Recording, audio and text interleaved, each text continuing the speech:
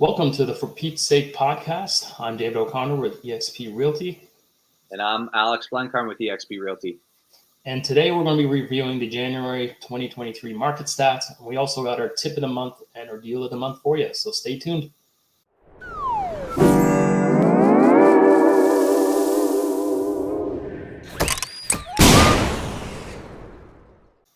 Alex, how's it going, buddy? Good, man. We're starting to see a bit of warmer weather out there, so can't complain. I think Wyerton Willie was saying that it's going to be an early spring. So yeah, nothing bad there. What about you? How you been? Well, I found a hack for the winter. What you do is you fly to Hawaii for 8 days. Yeah, that Right helps. before a snowstorm and right before it goes to like minus 30. So that's my free tip for everybody. When it's really cold, just go to Hawaii. That's no snow there. No snow. It's beautiful there. No. Actually, before we get into it, this tomorrow, who's going to win the Super Bowl, buddy? Chiefs, Eagles. Yeah. So you know me, I'm a big Mahomes guy. So I'm gonna go Chiefs. It's so close. Like Philly's probably the better team, but Chiefs got a once in a generation quarterback, and he's fun. I could go either way, but I think I'm leaning towards. I want Mahomes to win, but I feel like maybe it's going to be the Eagles. But I don't know. I'm on the fence. Yeah, that wasn't a very good answer. Yeah, I know, right? That's like I should get into politics. Yeah. Yeah, let's see what happens. We've got the January 2023 stats. Thanks for putting this together. No problem. Let's jump into this. So, yeah, I mean, overall, pretty slow month for January, wouldn't you say? Yeah, if we look at like your main stats here, we got the average sale price declined by 21. New listings have increased just over 20. Number of sales increased 20. But I think the big one, I think those percentages don't really tell the story, because I think the story when we get into the slides is going to be more in the volume, not the percentages. But The one that jumps out for me here is the days to sell increase of 114. That's just massive. Yeah, those shot right up. I mean, for reference, I think just going off of memory here, I think the days to sell in January was 9. So, I mean, that's a little bit nuts. So that's where you see that main increase there. We'll get to what we saw in 23. And looking on a provincial level, which is kind of interesting to compare, okay, what's happening provincially versus what's happening in Peterborough. Just kind of jotted down a couple. I jotted down a couple of stats from the Ontario market update for January. And in Ontario, prices fell by about 20% year over year. So we're pretty on par there at 21.5. We saw new listings. They were up year over year. We had a huge increase of 20%, but in Ontario, we saw an increase of about 8% year over year. And then sales. We actually saw the number of sales increase by 20% year over year. But in the province, on average, sales were down 38%. So you know what? You're not the only stat guy. I stumbled upon a stat today. The GTA was 44% down. Jeez, in sales. Yeah, it was something like 5,400 and now to 3,300 for the GTA. Wow. So kind of Mississauga-ish all the way to, I guess, Clarington. Yeah, and that's why it's important as well to pay attention to your local market, because something might be happening provincially and in the news, but not necessarily happening in your local real estate market. So always important to pay attention to your local market when determining, homes values and that sort of thing. Yeah, definitely. So yeah, there's average sale price. You can see in the graph, we've got a little bit of an uptick. Look at that. Tiny little uptick. You gotta look nice. Month over month. That's always fun to see. We came in at 596,680, which I mean is quite down. Again, it was around 20% below what it was last year. But look at that value last year, 740. That's absurd. When you compare that to 21, we're up about 50 grand. And you can kind of see more of a steady climb, 2018, 2019, 2020. So again, I think you gained a lot of equity if you bought, prior to 2019, prior to 2018. You still gained a lot of equity It's just, it had peaked last year, and we talked about that in our last podcast, kind of how it peaked in those first 3 months in Peterborough in 22. Yeah, really, that 2022 January to March was really an anomaly. Really. Yeah, and again, you can't really use that as how your property is going to appreciate because it was a bit of an outlier because of that mass GTA exodus, low interest rates, and a giant amount of demand due to having to work from home. And you know me, I like to be the optimist. So if you look down at the bottom of 2022 there, so you see last month, the average, detached residential home in Peterborough City, Yep. 582, and we're up to 596. So yeah, a little bit of good news there. Yeah, some good news there. Now, what do you think projections quickly for the average price? Are we going up, or are we going to stay flat, or maybe go up and down slightly? My opinion, I think we're going to go kind of up and down slightly, ranging in that maybe 20 to 30,000 ballpark for the rest of the year. I mean, no crystal ball, but that's kind of what I'm predicting. What about you? Yeah, I'm still on par with the year in review. I think we're going to have a spring market for sure. I like it still. Like, all the people I'm talking to, all the clients, everything I'm seeing is buyer. We're going to have buyers coming, I think. And if all the buyers come, you're going to see prices start to go up. You might even see some competitions again in March, April. I do think it's going to flatten out then, and it could even trend down later in the year.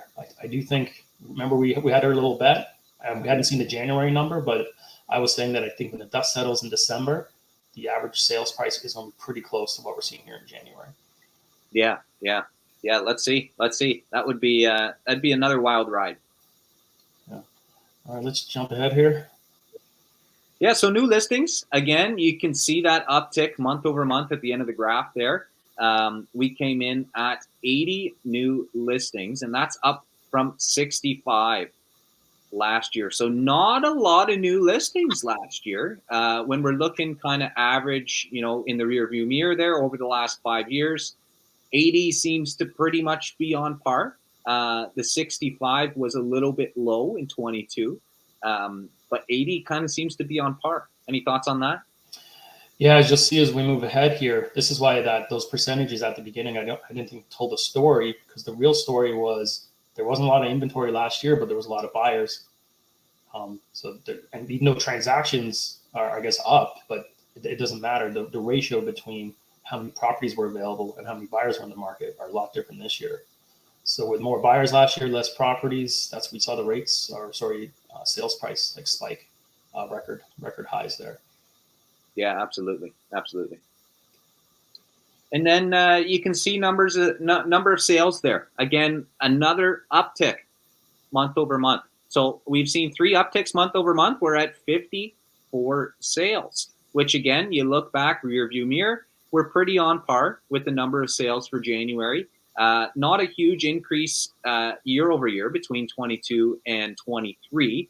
January, ultimately, the same as December, tends to be a bit of a slow month for real estate just due to the holidays.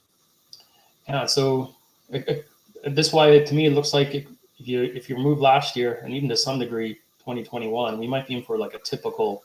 It's usually down January, February. You'll start seeing the listings in March. We'll have a bit of a spring market, and then we go into that summer lull. So I think that's the kind of year we might have more of a traditional market this year. Yeah, and you can see that in the last 2 years. You can really see the number of sales kind of pick up really well with that graph there, really picking up at the start of March for both 22 and 21. So yeah, hopefully we get that. It would be awesome to see some more activity in the real estate market. I know there are a lot of sellers that are sitting, so it would be great to definitely see a bit more demand come back.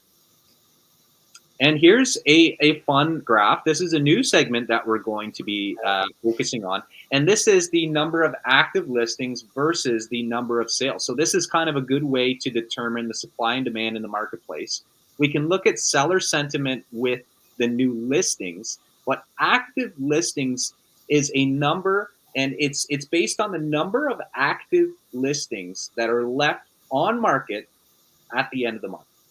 Yeah. This to me, this is the best one for telling the story. If you look early in the year, like we were just talking about, listings were down, but sales were up. So it created that spike in prices for those first 3 months.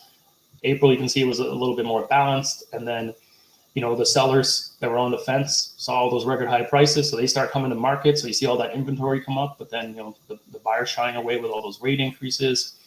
Yeah, and then prices started to decline. Yeah, couldn't agree more. And you can really see it from the. It's really nice to see it graphically because you can see the difference. Again, for people that maybe it's a little bit smaller to read, sales are the blue bar and active listings are the green bar. So you can see how much it has changed from January 22 just with the graph. So look at the size of the green bar. It's the furthest on the right for January 23, and then the size of the green bar all the way on the left for January 22. The difference between the sales and active listings, it's huge. Yeah, And that's what we see, that 20% drop in price. exactly. Previously, we showed new listings for the month, but that we were saying, we pointed out how that's skewed because it's not showing the carryovers from the month before, and this kind of tells the full story. Yeah, absolutely. Absolutely. So, yeah, we saw it here. You can see 22, 35 active listings, 44 sales. And then you jump down to 23 January. We saw 97 active listings. So that is, again, almost, what is that? That's almost triple for the number of active listings. And then sales stayed relatively the same, like we've been talking about, 10 more sales compared to last January. But what's interesting is this is a story that's happening in Ontario. Again, we were touching on the Ontario statistics for January. There was one statistic that stuck out, and it was the number of active listings was up 174% year over year. So again, we see that in the local market as well. Listings are the number of active listings are up. There aren't as many buyers going out and purchasing the inventory that's available. So there are homes that are sitting on the market. Yeah, that's why at the beginning when we saw that 20% increase, I said, well, the volume is really the story because it's that 54 at the bottom there of sales compared to the 97. So this is why we're in more of a buyer's market right now. Yeah, absolutely, absolutely. And then days to sell, we saw a downtick here, fortunately. You can see at the end of the graph there. But those came in at 33 days to sell. Again, there it is, that 22 number at 9 days to sell. Absolutely absurd. But we're down from 37 days to sell to 33 days in January. So that's down month over month, which is great to see. Yeah, there's different things going on in the market, but I think one of the problems that's inflating the days to sell is just overpriced listings. Yeah, because properties that are priced appropriately for the market they're in are still selling. Yeah, and that's another thing for sellers and why it's important to price correctly. It's the first question a buyer asks when we take them into a property. Most of the time, how long has it been on the market? Yep. And they kind of gauge what they think they're going to offer based on how long it's been on the market.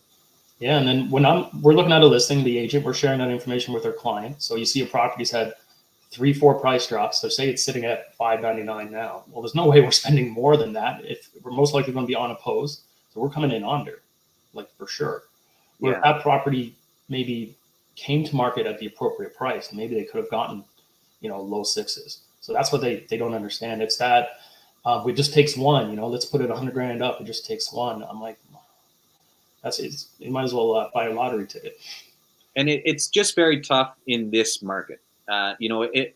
Last year it would have maybe been okay, but in this market where the sentiment is down from buyers and interest rates are up, it's now the affordability of buyers. It's decreased. So when affordability decreases, ultimately, unfortunately, the prices of homes have to decrease as well in order for them to transact. 100%. And then months of inventory. So here we go. Look at that. It's another downtick for months of inventory. So that's great to see. Again, we were kind of touching on it a little bit, but it is kind of an idea of where we're sitting in terms of a buyer balanced or seller's market. So we came in at 2 months of inventory, but if we remember back from last month, I believe we were at really 2.5. So we came down 4 months of inventory month over month. So that's great to see. It does certainly still feel a bit like a buyer's market, but it is starting to heat up a bit. And we're now almost in the second week of February. And yeah, we're starting to heat up a bit, wouldn't you say? Yeah, I think when the buyers are going to start coming out probably next month, and things are going to get rolling here. Yeah, absolutely. Yeah. All right, so let's talk about the tip of the month. So, Dave, tell us about the importance of a pre-list home inspection. Yeah. Now, I always recommend to my clients, my sellers, to get a pre-list home inspection. There's a few different reasons, but the first is if you get a report back and your property shows really well on the pre-list home inspection, then that's a selling feature, and you attach with a listing for the agents to be able to download and share with the buyers. Now, if some things pop on the inspection, some fixtures you got to get done, no problem at all. Go if you get them fixed, then I usually recommend you attach those invoices for them to be completed. You're being fully transparent. And I say, and you also have the opportunity to not show the home inspection if you don't want to, but we always preface that by saying any major latent defect or any safety concern with your house has to be disclosed as well. Yeah, but it's usually a good tip. And also, sorry, the last little part is, if you get a pre-list home inspection from a reputable inspector in the community, I like to use Dave Sharman. Shout out to Dave Sharman. He's great. He's really good at his job. And the other thing is, he's got that English accent. It's really good for breaking bad news to the clients. So I recommend Dave. Yeah. Yeah, the other thing is if you have a home inspection available for the buyers, then maybe you get an offer without a home inspection and a condition that might hold up the sale. So that's another good reason to get your pre-list home inspection.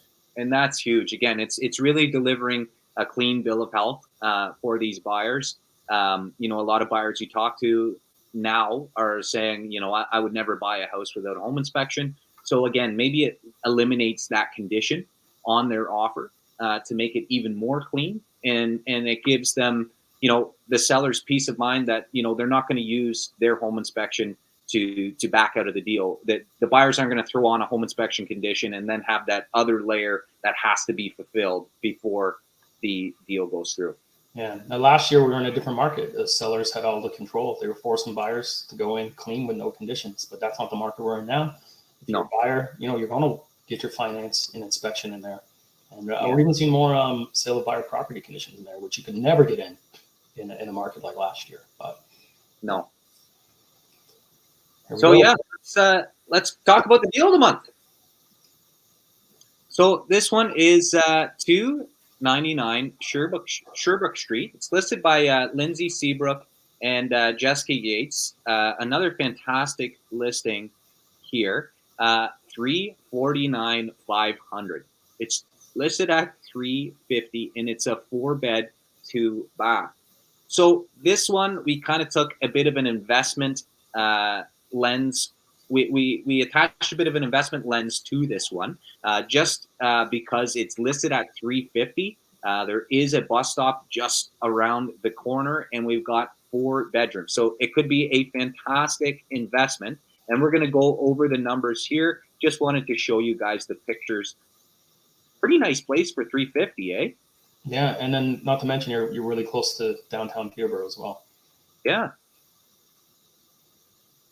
No, it's great. Shows really well in photos, and I think this is going to get a lot of attention. Great price point by the agent here. Yeah. In terms of neighborhood, here's where you're sitting. If it pulls up here, you're really at Sherbrooke and Rubidge. So there is a bus stop right here. So you're kind of right here, and there's a bus stop literally right around the corner on Rubidge, which will go up to Trent University. So that is the subject property. Now, what we did is we ran a bit of numbers on it to show you what you might be expecting in terms of an investment. So let me pull that up here. Peterborough's been getting a lot of attention from out of town investors. That's been going on since I think 2018. Maclean's had an article identifying Peterborough as one of the top 3 places to invest in the province. And basically, anytime you see these lists, Peterborough is usually on there. Yeah, it's a great spot to invest because you've got Trent University in Fleming College. Again, if you can get a property like this at a low price, under 400 with that many bedrooms, I mean, you got to at least take some time to analyze it to see if it might be a good move. Now, again, this one was kind of geared towards a student rental due to the location. You are really downtown in central Peterborough. And I mean, there is a bus stop around the corner, but you're in, downtown central Peterborough. So it's a good spot for students. And so here's what we're looking at in terms of investing. So we took a $350 purchase price. So that's at the list price. Now, when you're investing in a property that you're not going to live in, you're going to need to put 20% down.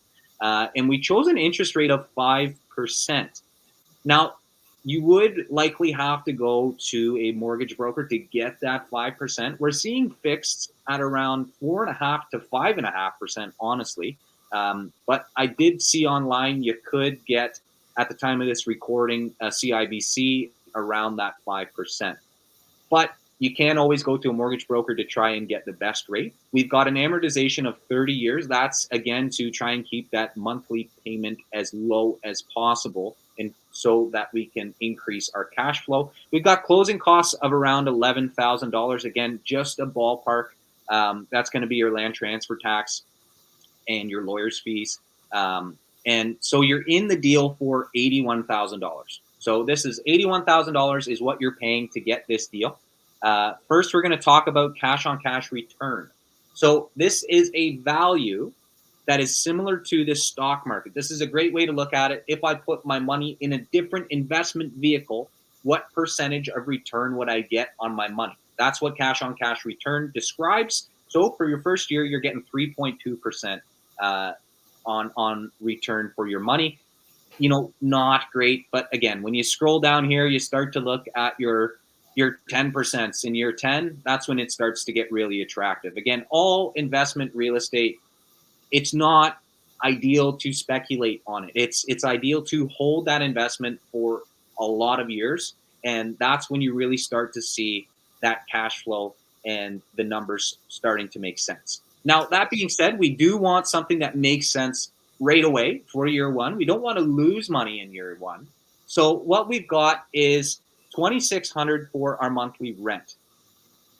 So that would be around $650 per room, and that's would you say that's fairly average for? Yeah, if you look at the student rental ads, there's a lot that are in the 700-800 range now. So that this is a conservative amount.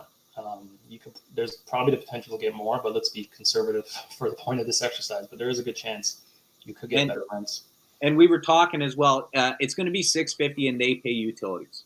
So yeah, that might, so that might make it a little more fair in terms of market rent. But definitely, like, we're seeing them in the 750s for student rentals. In terms of property taxes, we threw that in from the listing. We're sitting at $2,714. $3,000 for insurance. So this property is over 100 years old, so it might charge an insurance premium. So you might have to pay a little bit extra. So we threw it around that $3,000. Maintenance, again, this could go up and down as well, depending on the tenant. But we threw in $1,500 for the year. Vacancy rate, we chose 3%.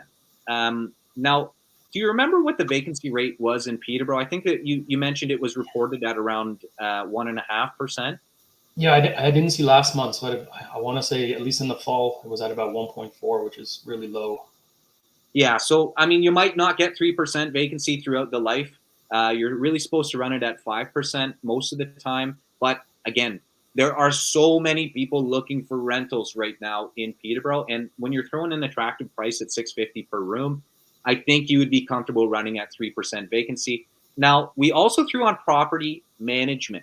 We've got that at 8%. You don't have to use a property manager. In fact, we would both recommend when you're investing in your first property, to manage it yourself, at least for a year, just so you can kind of get a feel of what happens in terms of property management. So let's throw it at 0, and then let's look at the numbers.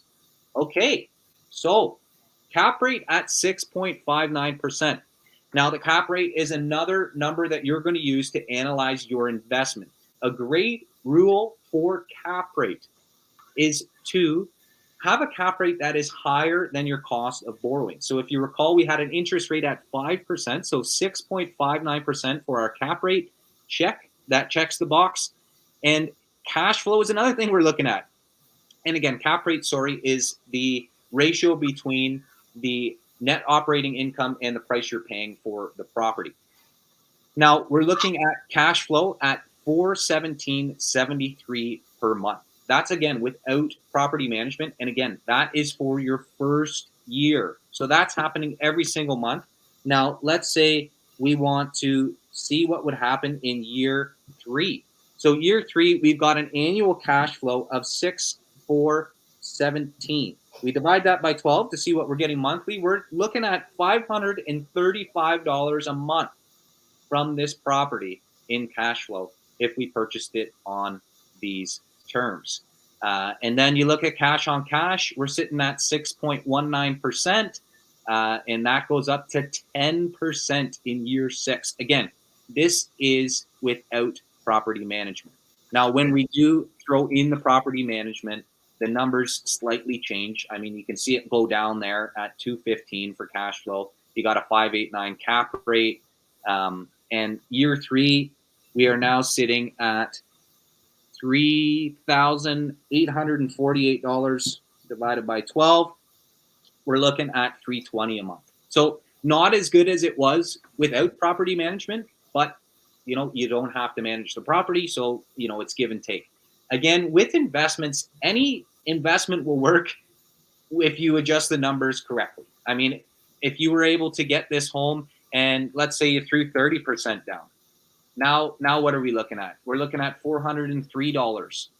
You're in it now for $116,000. So you did increase by about $36,000 your initial investment, but you're getting a higher cash flow. So if that works for you, then go ahead and do that. And again, this is all from calculator.net. If you just type in rental property calculator, you can throw in your own numbers here and see what works for you. And we'll link that down below in the description. I just add too that it's great when your investment property is cash flowing, but the other things to remember is your mortgage is being paid down, right? And then over time, if you're holding this, the property is going to appreciate. So I like to think you're getting paid multiple ways, and cash flow is always a bonus, especially with an older home. You want to be flowing some cash. Put that in a separate account. For when those big ticket items come up, you got to do roof, windows, and things like that. But if you have your investment paying for itself on the side here. And then it's appreciating value over time. I don't know. Still, that's why it's one of the best investments out there is investment properties. And like you mentioned, that appreciation. So we threw it at 3%. And look at this. You sell in year 20, and you're getting equity accumulated. You've gained $508,000 in equity. So that's pretty sweet. Yeah. Now, these are all just estimates. It's not to say for sure. And if you're interested in investing in a property, feel free to reach out to both myself and Dave, and we can kind of run some numbers and walk you through everything. These are all just ballpark numbers for right now. Again, there's no tenant currently living in this property, so you would be able to get fresh tenants in there. But yeah, if you're interested, feel free to reach out. And if you have any questions about investing, again, feel free to reach out. Awesome. I love this new segment. Yeah, it was fun. Yeah, we might have lost all the non stat people. Yeah. Yeah, all the non numbers people probably left, but if you're still here, appreciate you sticking around, and we hope you enjoyed the show. That's all, folks. Take care.